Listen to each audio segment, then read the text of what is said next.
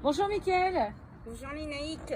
Alors aujourd'hui, on est là pour parler de la MDPH. Déjà, est-ce que tu peux nous dire c'est quoi la MDPH? La maison départementale des personnes handicapées. À quoi ça sert?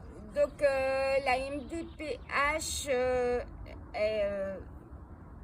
est là pour aider les personnes en situation de handicap afin de les aider dans leurs droits, dans le montage des dossiers pour obtenir des aides techniques, des aides humaines. D'accord. Par exemple, est-ce que toi tu as déjà fait appel à la MDPH? Oui, j'ai fait appel à la MDPH pour tout ce qui concerne les droits concernant le handicap à 80%, comme la carte d'invalidité, D'accord. le macaron de stationnement. Et d'ailleurs, à ce sujet, il faudrait peut-être revoir les conditions d'attribution de ces documents, parce que justifier tous les 10 ans que l'on est en situation de handicap, c'est un petit peu illogique. En fait, en fonction des handicaps, ça devrait être à vie. D'accord. Donc ça fait partie d'une de tes revendications par rapport aux attributions des cartes d'invalidité et de stationnement? Oui.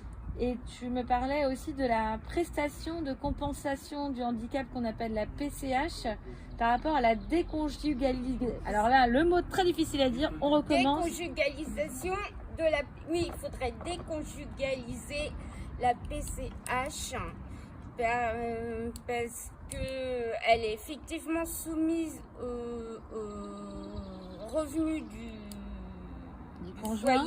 foyer. Et il faudrait également élargir le domaine d'attribution, parce que la PCH est attribuée uniquement pour les actes essentiels de la vie quotidienne. Or, une personne en situation de handicap a aussi besoin d'aller faire ses courses, a aussi besoin de vivre dans un logement propre, ce qui ne rentre pas dans les critères d'attribution. Alors du coup, Mickaël, par rapport à la déconjugalisation de la PCH, qu'est-ce que tu voudrais dire? En fait, la déconjugalisation de la PCH permettrait aussi à la personne d'être totalement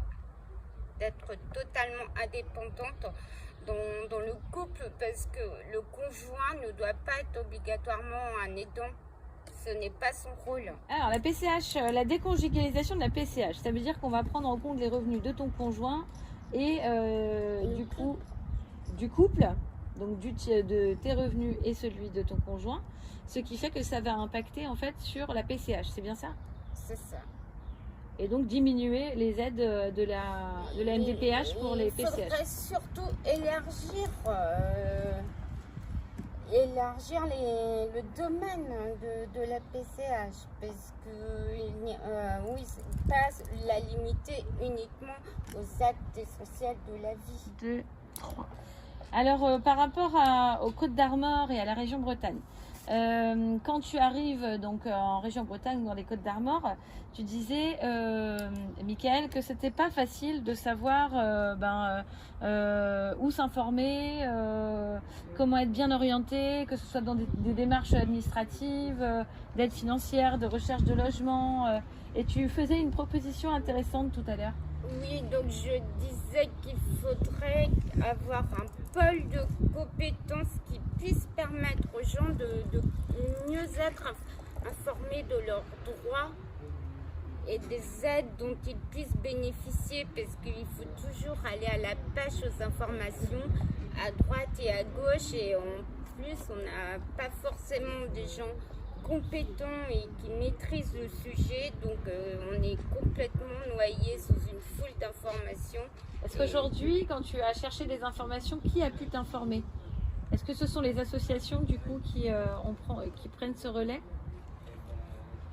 Personnellement, j'ai été à la pêche aux informations par moi-même, beaucoup sur internet et en téléphonant à droite et à gauche, mais en téléphonant plusieurs fois pour avoir enfin la personne qui me qui était en capacité de me donner la bonne réponse. Et c'est ça le problème, parce que si on se contente d'une seule réponse, quelquefois on peut passer à côté d'un droit. Merci, Mickaël. Bonjour. Alors, on est là aujourd'hui pour aborder la question du transport. Alors, toi, tu te déplaces en fauteuil manuel Oui. et en fauteuil électrique. En fauteuil électrique uniquement pour aller faire mes courses, parce que les charges lourdes, c'est préférable en électrique. D'accord. Moins fatigable. Mm. Du coup. Et sinon, donc les 3/4 du temps, tu te déplaces en fauteuil manuel. En fauteuil manuel. D'accord. Et donc, au niveau des transports, tu utilises des transports urbains, interurbains Oui, dans ton quotidien? oui. Que ce soit transport urbain ou interurbain, j'utilise aussi les transports, comment ça s'appelle, les transports pour personnes à mobilité réduite, D'accord. les TPMR autrement appelés. Et Donc ça, c'est régulièrement. c'est régulièrement, mais j'utilise plus les transports en commun que Que le transport adapté. le transport adapté. Et alors, comment ton expérience par rapport au transport en commun? Est-ce que tu en es satisfait? Et au début, quand je suis arrivé en Bretagne, pas trop, car tous les transports n'étaient pas adaptés avec la rampe pour l'accessibilité des personnes à mobilité réduite. D'accord. En fait. Et t'es arrivé en quelle année en Bretagne?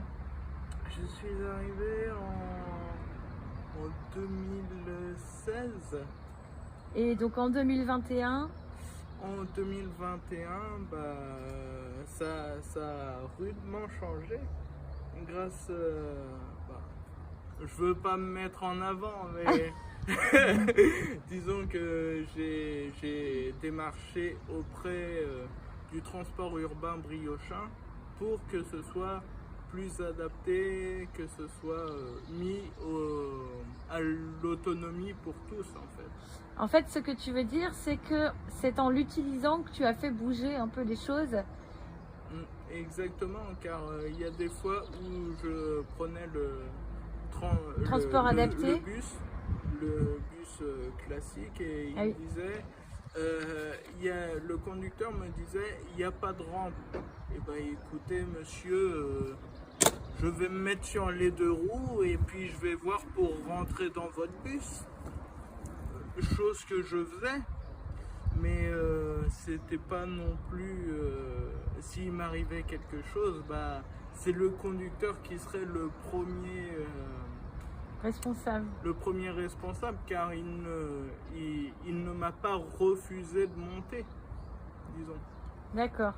Et donc toi tu prends le bus régulièrement. Est-ce que tu as été est-ce que tu en es satisfait? Est-ce que par exemple si tu veux te déplacer d'une ville à une autre ville, est-ce que la proposition de transport te correspond?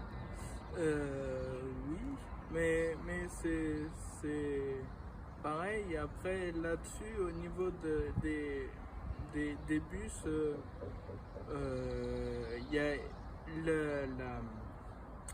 comment dire, les personnes ne sont pas toutes formées.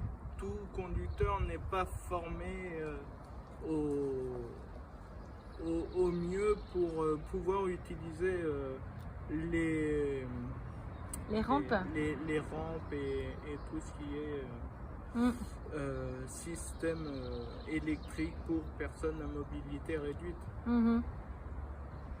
Donc, mais là-dessus. Et qu'est-ce qui fait que tu utilises plus le transport, on va dire classique, plutôt que le transport adapté? Ça c'est.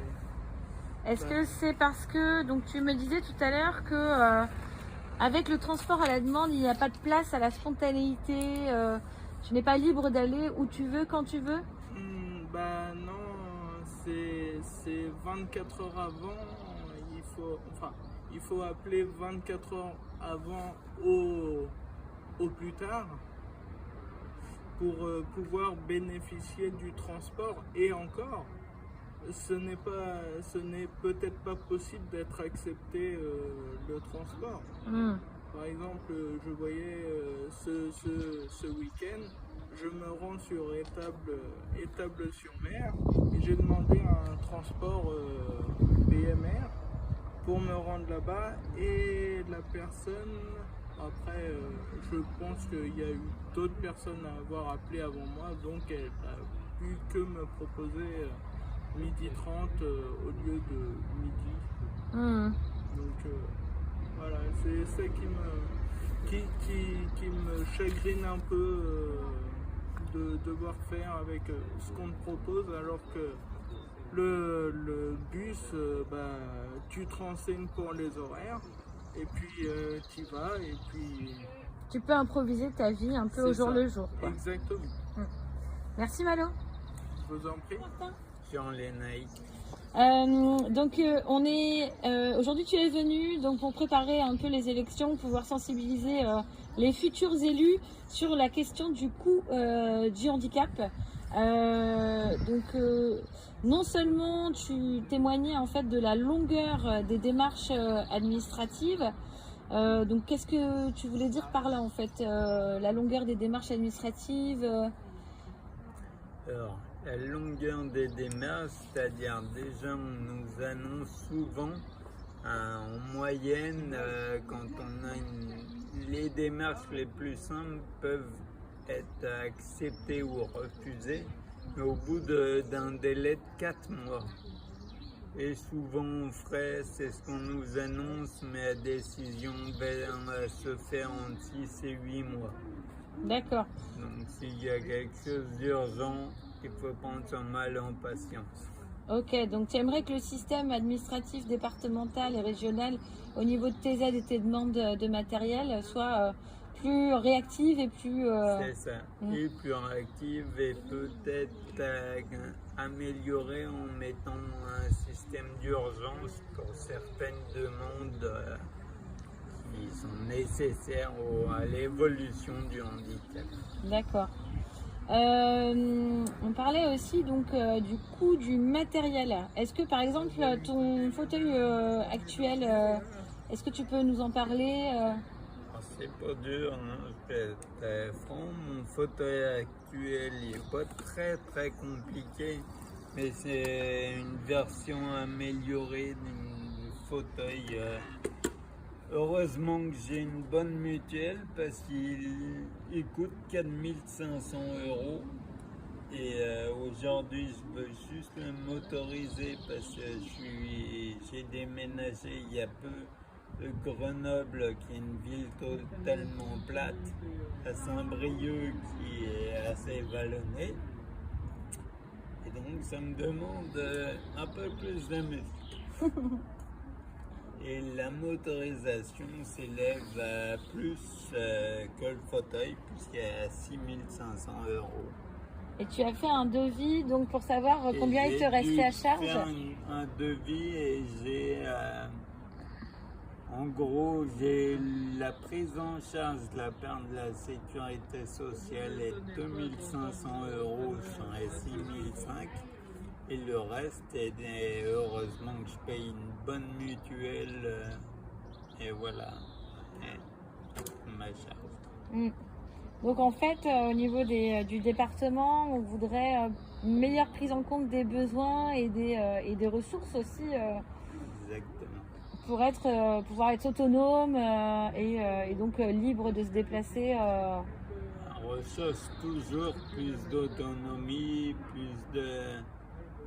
d'autonomie, c'est pas compliqué, plus d'inclusion, plus d'ouverture.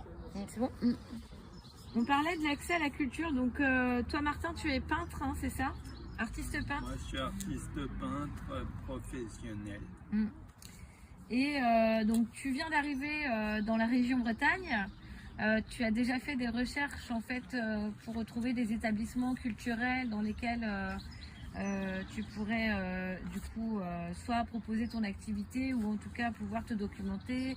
Par exemple, tu m'as parlé de la bibliothèque tout à l'heure.